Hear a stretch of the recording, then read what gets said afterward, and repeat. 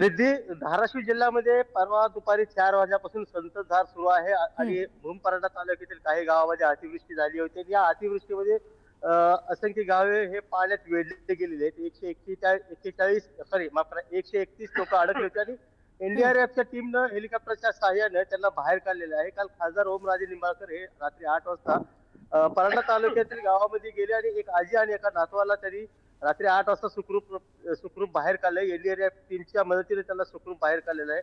हं. आणि आता पाऊस थोडी संततधार सुरूच आहे. पाऊस काय थांबलेला नाही आणि पुढे सुद्धा पाऊस चालू राहील अशी हवामान खात्याने शक्यता वर्तवलेली आहे. हं. मी आता धाराशिव तालुक्यातील वडगाव या गावी आहे आणि इथं सुद्धा शेतकऱ्यांचं प्रचंड नुकसान झालेलं आहे आणि या नुकसानी संदर्भात बोलण्यासाठी शेतकरी आहेत.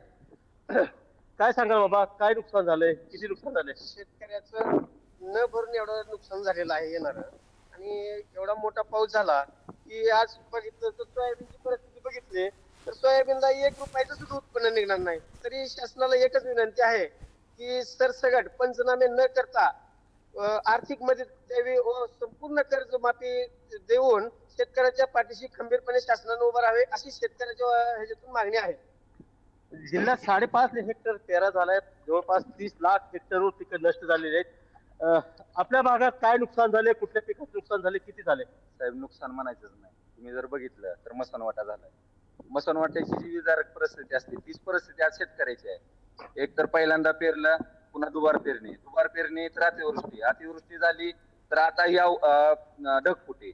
नेमकं शेतकऱ्यांना करायचं काय? आज जर आपण शेतकऱ्यांची परिस्थिती बघितली तर रुपयाचं सुद्धा उत्पन्न म्हणता येणार नाही.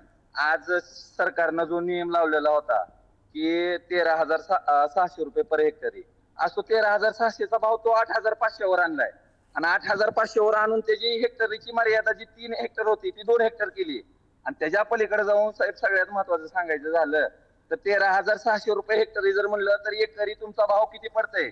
आमच्या शेतकऱ्याच्या ही सोयाबीन एकतर हातात राहिलेलीच नाही आणि ती जर काढायची जर म्हणली तर ती काढण्या इतकं सुद्धा आर्थिक मदत ही सरकारकडून मिळणार नाही. फक्त सरकारला एकच विनंती आहे की कुठेतरी हॉटेलमध्ये बसून किंवा एसीच्या रूम मध्ये बसून पंचनामे किंवा आर्थिक नियम आणि निकष लावण्यापेक्षा कुठेतरी शेतकऱ्याच्या बांधावर या आणि बांधावर आल्यानंतर शेतकऱ्याचं तुम्हाला झालेलं नुकसान अगदी अगदी रईस, जसं शेतकऱ्यांचं म्हणणं आहे की प्रत्यक्ष या ठिकाणी येऊन नुकसान झाले त्याची पाहणी व्हावी आणि योग्य ती मदत आम्हाला मिळावी. याच अपेक्षेचं नेमकं आजच्या राज्य मंत्रिमंडळाच्या बैठकीत काय होतं हे पाहणंही महत्त्वाचं आहे. धन्यवाद दिलेल्या सगळ्या माहितीसाठी.